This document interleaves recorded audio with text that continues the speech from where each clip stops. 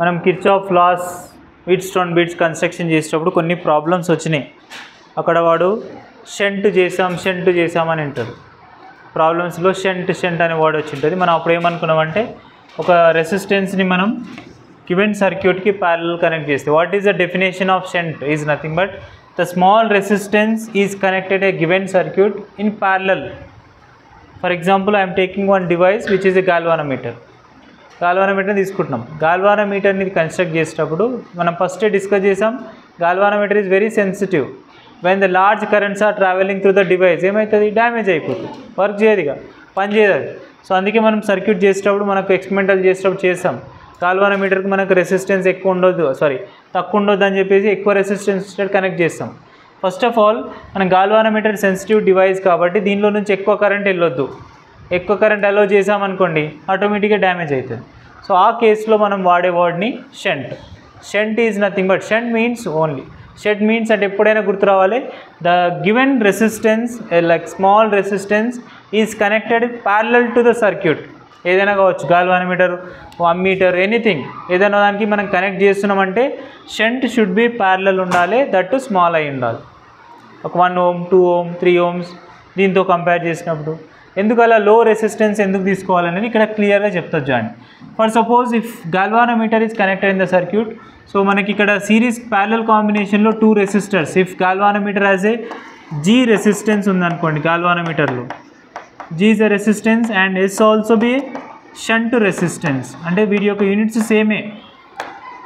ఈ రెండింటిని యూజ్ చేస్తూ మనం ఎంత కరెంట్ జనరేట్ చేస్తున్నాం అనేది కావాలి. I is equals to డెఫినెట్గా ప్యారలల్ కాంబినేషన్ అయితే ఏమవుతుంది, కరెంట్ అనేది డివైడ్ అవుతుంది, లైక్ IG అండ్ IS కరెంట్గా డివైడ్ అవుతుంది. ఫస్ట్ కరెంట్ ఎలక్ట్రిసిటీ గుర్తొస్తుందా, ఇఫ్ 2 రెసిస్టర్స్ ఆర్ ప్యారలల్ డెఫినెట్గా I1 I2 కరెంట్గా డివైడ్ అయిపోతుంది. సో ఆ ఫార్ములాని రిలేట్ చేస్తూ ఎంత current drawn by the galvanometer, how much current drawn by the shunt resistance, we have individual formulas కదా. So వాటిని relate చేస్తూనే మనం ప్రాబ్లమ్ని సాల్వ్ చేస్తాం. షంట్ని ఎందుకు వాడుతున్నాం ఫస్ట్ ఆఫ్ ఆల్ అనేది కొంచెం క్లియర్ చేద్దాం. గాల్వానోమీటర్ సేఫ్ ఉండాలి అంటే దీని నుంచి ఎవరు వెళ్ళొద్దు, లార్జ్ కరెంట్స్ వెళ్ళొద్దు, అవునా. If no large currents are travelling through the galvanometer it is safe. So large current వెళ్ళొద్దు అంటే వీళ్ళ దగ్గర రెసిస్టెన్స్ ఎక్కువ ఉండాలి. ఒక పాయింట్ వీళ్ళ దగ్గర ఇంకా ఉంటుంది, గాల్వానోమీటర్ దగ్గర రెసిస్టెన్స్ ఎక్కువ ఉంది. If more resistance current allowing is very low and when you have connected parallel to the small resistance మొత్తం కరెంట్ ఇళ్ళకి వెళ్ళిపోతుంటుంది, అంతే కదా. స్మాల్ రెసిస్టెన్స్ ఉంది, ఇక్కడ నుంచి high current 1 amp of current వస్తుంది. ఈ 1 amp ఆఫ్ కరెంట్ గాల్వానోమీటర్ నుంచి వెళ్ళాలా, ఎక్కువ శాతం షంట్ నుంచి వెళ్ళాలంటే ఎవరు డిసైడ్ చేస్తారు, ఇందులో కనెక్ట్ అయిన రెసిస్టెన్స్ డిసైడ్ చేస్తుంది. గాల్వానోమీటర్ రెసిస్టెన్స్తో కంపేర్ చేసినప్పుడు షంట్ అనే వర్డ్ని మనం స్మాల్ అంటున్నాం. స్మాల్ అన్నామంటే అంటే మొత్తం కరెంట్ ఇంట్లోకి వెళ్ళి డ్రా అయిపోతుంది, ఇందులోకి వెళ్ళి మొత్తం డ్రా అవుతుంటుంది. అంటే మనకి ఇక్కడ నుంచి వెళ్ళే travelling current very very small, clear. అందుకే మనం షంట్ని ఎప్పుడు స్మాల్ రెసిస్టెన్స్ని ప్యారలల్లో కనెక్ట్ చేస్తే ఫర్ ఎ గివెన్ సర్క్యూట్కి దాన్ని షంట్ అనాలి. ఎప్పుడైనా క్వశ్చన్లో షంట్ వర్డ్ కనిపిస్తే ఇమీడియట్గా one small resistance is connected parallel to the electric device, not only galvanometer, anything. ఇప్పుడు ప్రాబ్లంలోకి వద్దాం. సో ప్రాబ్లమ్స్ ఎలా అడుగుతారంటే ఇక్కడ చూడండి, ఇప్పుడు మనకు how much current drawn by the IG galvanometer నుంచి అంటే చెప్తారా, that is opposite branch of resistance by some of resistance into like అంటే మనకు opposite branch of resistance S by G plus S into I. So don't forget ఈ అన్ని రెసిస్టెన్సే, కొత్త వర్డ్లు అనుకోకండి, ఒక్కొక్క డివైస్కి ఒక్కోలా చూపిస్తున్నాం కాబట్టి like R2 by R1 plus R2 అలాంటి ఫార్ములానే, కొత్తది ఏం కాదు. అదే రాస్తామా, I2 ఈజ్ I1 కావాలంటే R2 by R1 plus R2. So దాన్ని రిలేట్ చేస్తూనే సాల్వ్ చేస్తున్నాం. And how much current drawn by the shunt, that is IS is equals to that is opposite branch of resistance G by G plus S into I. Okay, ఇది మనకు currents ఇండివిజువల్గా గాల్వానోమీటర్లో షంట్లో travel చేసే current solve చేయమంటే.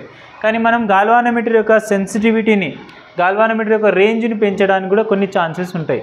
For example ఇక్కడ given సిచ్యువేషన్లో parallel combination కాబట్టి voltage constant కదా. Voltage constant అన్నప్పుడు ఏం రాసుకోవచ్చు, when at the point of A point దగ్గర ఆలోచిస్తున్నాం, like IG and G resistance voltage constant కదా, V1 is equal to V2 రాస్తున్నా. So IG G is equals to IS into S, కరెక్టేనా రాసిన రిలేషన్. ఈ పాయింట్ దగ్గర ఉన్నాం. ప్యారలల్లో ఎవరు కాన్స్టెంట్? వోల్టేజ్ కాన్స్టెంట్ కాబట్టి ఈ టూ ఇన్స్ట్రుమెంట్కి అప్లై చేస్తున్నాం.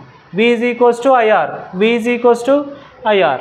I అంటే ఇక్కడ IG current, G resistance, IS current, S resistance, IG is equals to అంటే ఇక్కడ నుంచి మనకు ఒక రిలేషన్ వస్తుంది చూడండి, like IG by IS is equals to S by G.